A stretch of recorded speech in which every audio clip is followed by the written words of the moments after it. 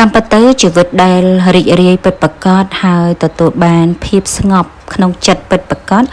គឺការចេះសម្លឹងមើលមកជីវិតខ្លួនឯងហើយមើលមកអ្វីដែលខ្លួនឯងកំពុងតែមាននិងរៀនចេះស្រឡាញ់ពេញចិត្តជាមួយនឹងវា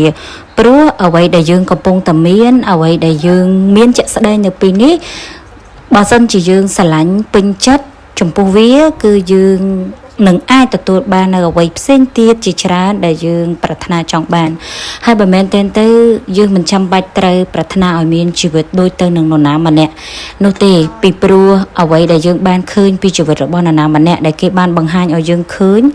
វាគឺជាផ្នែកម្ខាងប៉ុន្តែនៅផ្នែកម្ខាងទៀតយើងអត់ដឹងថាតើជីវិតគេជួបរឿងអីខ្លះជួបបញ្ហាអីខ្លះមានឧបសគ្គធំតូចយ៉ាងម៉េចខ្លះព្រោះមនុស្សភាគច្រើនបង្ហាញឲ្យយើងឃើញនៅសមិទ្ធផលឬក៏បង្ហាញឲ្យយើងឃើញនៅចំណុចវិជ្ជមានបង្ហាញឲ្យយើងឃើញអ្វីល្អល្អ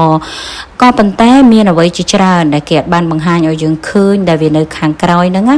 គឺវាពោពេញទៅដោយការឈឺចាប់ពោពេញទៅដោយការឆ្លងកាត់ពោពេញទៅដោយឧបសគ្គជាច្រើនហើយបើសិនជាយើងបានដឹងថា